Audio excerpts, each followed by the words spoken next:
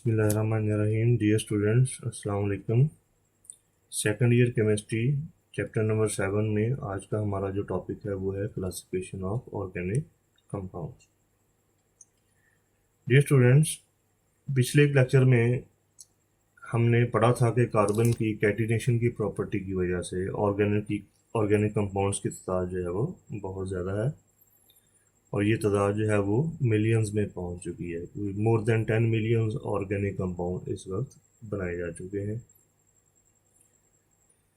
इससे पहले हम ऑर्गेनिक कंपाउंड्स को फंक्शनल ग्रुप्स की बुनियाद पर क्लासीफाई कर चुके हैं और बनने वाली क्लासेस या फैमिलीज को हमने होमोलोगस सीरीज का नाम दिया था। यहाँ हम ऑर्गेनिक कंपाउंड्स को उनकी स्ट्रक्चर की बुनियाद पर क्लासीफाई करेंगे। हम इसका बेसिक लेआउट देख लेते हैं। ऑर्गेनिक कंपाउंड्स को हम दो मेजर ग्रुप्स में तकसीम कर सकते हैं। उनमें एक हमारे पास जो है वो है जिनको हम कहते हैं जी ओपन चेन कंपाउंड या एसाइक्लिक कंपाउंड्स। इनको एलिफेटिक कंपाउंड्स भी कहा जाता है। जबकि दूसरी तरफ जो है वो हमारे पास हैं जी क्लोज चेन कंपाउंड्स। इनको हम साइक्लिक कंपाउंड्स भी कहते हैं, जबकि इनको रिंग कंपाउंड्स भी कहा जाता है। ओपन चेन या एसाइक्लिक कंपाउंड्स को हम फर्दर जो है वो स्ट्रेट चेन कंपाउंड्स में और ब्रांच चेन कंपाउंड्स में तकसीम कर लेते हैं। इसी तरीके से जो क्लोज चेन या साइक्लिक कंपाउंड्स हैं इनको हम होमोसाइक्लिक कंपाउंड्स में और हेट्रोसाइक्लिक कंपाउंड्स में तकसीम कर लेते हैं। ये जो होमोसाइक्लिक कंपाउंड्स हैं इनको हम कार्बोसाइक्लिक कंपाउंड्स भी कहते हैं।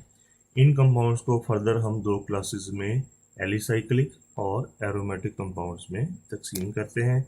जबकि हमारे पास जो हेट्रोसाइक्लिक कंपाउंड्स हैं इनको आगे हम सैचुरेटेड अनसैचुरेटेड की फॉर्म में भी तकसीम कर लेते हैं या फिर हम इनको एरोमेटिक और नॉन एरोमेटिक कंपाउंड की सूरत में भी तकसीम कर लेते हैं। सबसे पहले हम ओपन चेन कंपाउंड्स को देख लेते हैं। इन कंपाउंड्स को एलिसाइक्लिक कंपाउंड्स भी कहते हैं और एलिफेटिक कंपाउंड्स भी कहा जाता है। स्टूडेंट्स, इन कंपाउंड्स में कार्बन कार्बन बॉन्ड्स आपस में चेन्स बनाते हैं और ये चेन्स ओपन होती हैं, यानी इनके सिरे मिले हुए नहीं होते हैं। मसलन यहाँ पे आप इस कंपाउंड को देखें, यहाँ पे कार्बन नंबर 1 और कार्बन नंबर 4 जो हैं ये टर्मिनल्स कार्बन्स हैं, यानी कि ये सिरों वाली कार्बन्स हैं और ये आपस में जुड़ी हुई नहीं है। जबकि अगर आप यहाँ पे देखें, यहाँ कार्बन नंबर 1 और कार्बन नंबर 4 जो हैं ये आपस में बॉन्ड बनाए हुए हैं। इस तरीके से ये चेन क्लोज हो जाती है और हमें एक रिंग हासिल हो जाती है। इस बात को आप यूँ भी समझ सकते हैं कि जैसे गले में पहनने वाली चेन को हम खोल दें तो वो ओपन हो जाती है और अगर हम उसके सिरों को जोड़ दें तो वो क्लोज हो जाती है। ओपन चेन कंपाउंड्स को हम फर्दर जो है वो स्ट्रेट चेन कंपाउंड्स में और ब्रांच चेन कंपाउंड्स में तकसीम कर लेते हैं। ओपन चेन कंपाउंड्स में यहाँ हमने एक एग्जांपल ली हुई है एन-ब्यूटेन की, जबकि ब्रांच चेन कंपाउंड्स में यहाँ पे एक एग्जांपल हमने आइसोब्यूटेन की ली हुई है। आइसोब्यूटेन में ये वाला जो हमारे पास ग्रुप है ये एक ब्रांच की सूरत में मेन जो है स्टेम के साथ अटैच है। स्ट्रेट चेन कंपाउंड्स, इनको हम नॉन ब्रांच कंपाउंड्स भी कहते हैं। इन कंपाउंड्स का नाम हमें बताता है कि ये एक सीधी चेन बनाते हैं और इनको आमतौर पर लिखते भी हम सीधी चेन में ही हैं। लेकिन याद रहे कि इनको सीधी चेन में लिखना ज़रूरी नहीं है। मसलन आप यहाँ पे एग्जांपल देखें, यहाँ मैंने एन-ब्यूटेन को एक स्ट्रेट चेन में लिखा है, लेकिन नीचे यहाँ पे मैंने एन-ब्यूटेन को एक स्ट्रेट चेन में नहीं लिखा। अब यहाँ ये कन्फ्यूजन पैदा हो सकती है कि आया ये कंपाउंड जो हमने लिखा है ये स्ट्रेट चेन कंपाउंड है या ब्रांच चेन कंपाउंड्स है। इस कन्फ्यूजन को दूर करने के लिए याद रखें कि स्ट्रेट चेन कंपाउंड्स में कोई कार्बन भी ऐसा नहीं होता जिसने डायरेक्टली दो से ज़्यादा कार्बन्स के साथ बॉन्ड बनाया हुआ हो। मसलन अगर आपको कन्फ्यूजन होती है कि शायद यहाँ से ब्रांचिंग हो गई है तो आप देखें ये कार्बन डायरेक्टली एक और दो कार्बन्स के साथ अटैच है, लिहाजा ये ब्रांचिंग नहीं है। इसी तरीके से अगर आप बाकी एग्जांपल्स को देखें जिसमें 1 ब्यूटेन की एग्जांपल ली, यहाँ भी आप देखेंगे कि कोई कार्बन भी ऐसा नहीं है जो डायरेक्टली 3 या 4 कार्बन से बॉन्ड बना रहा हो, जबकि नीचे हमने 1 ब्यूटानॉल की एग्जांपल ली है। और यहाँ भी आप देख सकते हैं कि कोई कार्बन एटम ऐसा नहीं है जो डायरेक्टली 2 से ज़्यादा कार्बन एटम्स के साथ अटैच हो। उसके बाद हमारे पास ब्रांच चेन कंपाउंड्स हैं। इन कंपाउंड्स में कार्बन की मेन चेन के साथ कुछ अल्काइल ग्रुप्स लगे होते हैं, जैसा कि आप यहाँ पे देख सकते हैं। उसके बाद यहाँ हमारे पास एक अल्काइल ग्रुप लगा हुआ है, तो इस तरीके से यहाँ पे ब्रांचिंग है। अच्छा, इन कंपाउंड्स में देखें, ये जो कार्बन है ये डायरेक्टली 3 कार्बन से अटैच है, 1, 2 और 3। इट मीन्स कि यहाँ पे ब्रांचिंग है। जबकि इस कंपाउंड में ये जो कार्बन है ये इस कार्बन के साथ 1, कार्बन नंबर 2, कार्बन नंबर 3, तो 3 कार्बन के साथ ये कार्बन डायरेक्टली अटैच है। जबकि अगली एग्जांपल में ये जो कार्बन है ये डायरेक्टली 4 कार्बन के साथ अटैच है। अब ज़रा हम इस एग्जांपल को देख लेते हैं। यहाँ पे एक स्ट्रेट चेन के साथ हम देख रहे हैं कि एक मिथाइल ग्रुप ऊपर की तरफ लगा हुआ है, तो इसको हम समझ सकते हैं कि शायद ये ब्रांचिंग है, लेकिन ये ब्रांच नहीं है। यहाँ पे जिस कार्बन के साथ ये अटैच है वहाँ पर आप देखें ये कार्बन डायरेक्टली 1 और 2 कार्बन के साथ अटैच है, 3 या 4 कार्बन के साथ अटैच नहीं है। लिहाजा ये भी एक स्ट्रेट चेन कंपाउंड है, ये ब्रांच चेन कंपाउंड नहीं है। क्लोज चेन कंपाउंड्स और साइक्लिक कंपाउंड्स, इनको हम रिंग कंपाउंड्स भी कहते हैं। इन कंपाउंड्स में कार्बन एटम्स इस तरीके से बॉन्ड बनाते हैं कि एक रिंग बन जाती है, यानी कि ये रिंग क्लोज हो जाती है। जैसे ये साइक्लोब्यूटेन में हम देखें 4 कार्बन एटम्स जो हैं वो आपस में इस तरीके से बॉन्ड बनाते हैं कि हमारे एक रिंग स्ट्रक्चर हासिल हो जाता है। जबकि बेंजीन में आप देख सकते हैं कि 6 कार्बन एटम्स आपस में इस तरीके से बॉन्ड बनाते हैं कि एक क्लोज चेन बन जाती है, यानी हमें एक रिंग स्ट्रक्चर हासिल हो जाता है। इन कंपाउंड्स को हम फर्दर होमोसाइक्लिक कंपाउंड्स में और हेटेरोसाइक्लिक कंपाउंड्स में क्लासिफाई कर लेते हैं। उसके बाद है जी हमारे पास होमोसाइक्लिक या कार्बोसाइक्लिक कंपाउंड्स। इन कंपाउंड्स में कार्बन एटम्स आपस में बॉन्ड बनाकर रिंग्स बना लेते हैं। अब चूंकि रिंग सिर्फ कार्बन एटम्स आपस में मिलकर बनाते हैं, इसलिए इनको हम कार्बोसाइक्लिक कंपाउंड्स भी कह देते हैं। और चूंकि रिंग बनाने वाले एटम एक ही तरह के हैं और होमो का मतलब सेम होता है, लिहाजा इनको हम होमोसाइक्लिक कंपाउंड्स भी कहते हैं। मसलन साइक्लोप्रोपेन में आप देखें 3 कार्बन एटम्स जो हैं वो आपस में इस तरीके से बॉन्ड बनाए हुए हैं कि ये एक रिंग स्ट्रक्चर बनाते हैं। बेंजीन में 6 कार्बन एटम्स आपस में मिलकर एक रिंग बनाते हैं।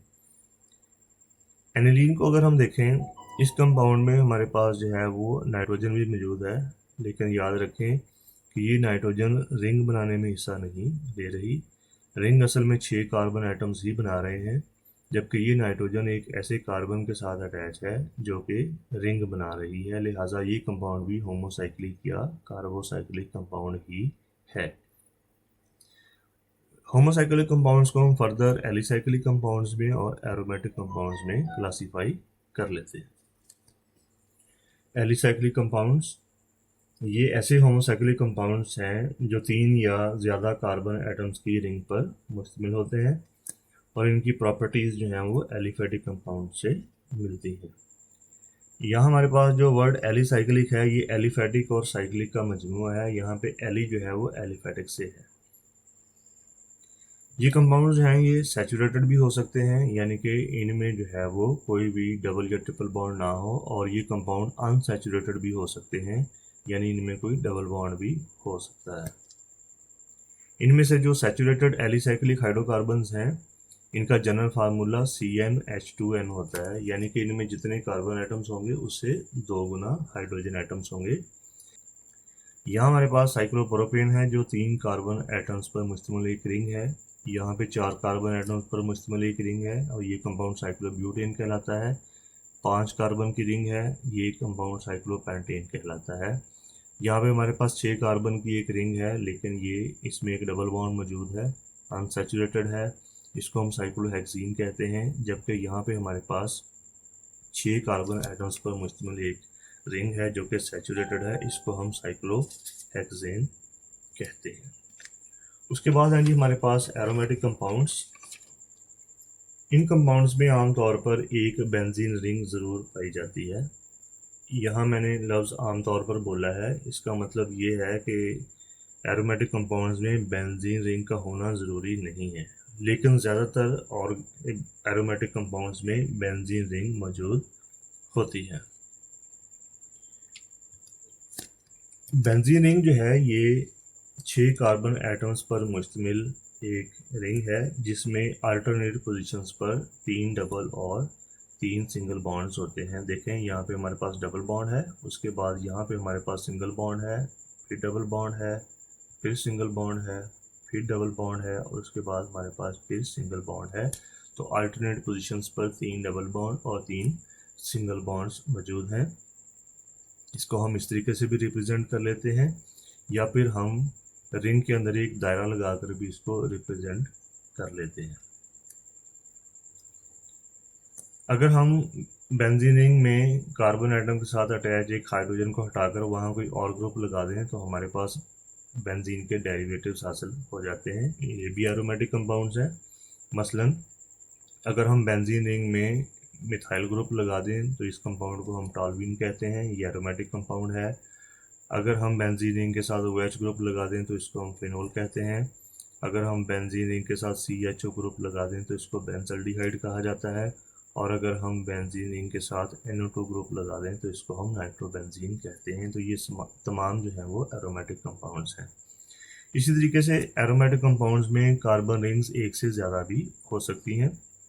यहाँ पे 2 बेंजीन रिंग्स आपस में जुड़ी हुई हैं, इस कंपाउंड को हम नेफ्थलीन कहते हैं, जबकि यहाँ पे 3 बेंजीन रिंग्स आपस में जुड़ी हुई हैं और इस कंपाउंड को हम एंथ्रासीन कहते हैं।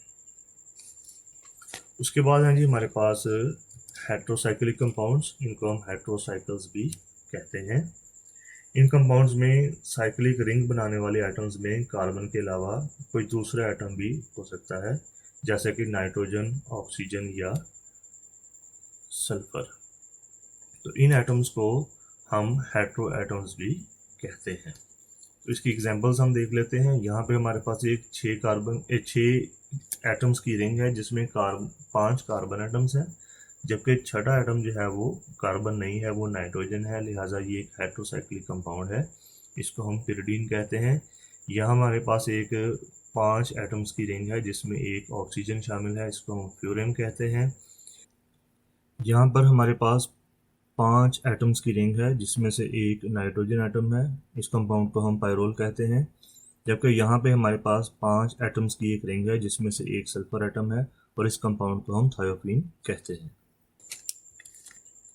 उसके बाद हम देख लेते हैं जी कि इंपॉर्टेंट क्वेश्चंस कौन से हैं जो इस टॉपिक में से बन सकते हैं। तो लॉन्ग आंसर क्वेश्चंस में हमारे पास जो क्वेश्चन बन सकता है वो है how organic compounds are classified, give suitable examples of each type. इसी तरीके से जो शॉर्ट आंसर क्वेश्चन यहाँ से पूछा जा सकता है वो है जी what are homocyclic and heterocyclic compound, give example of each.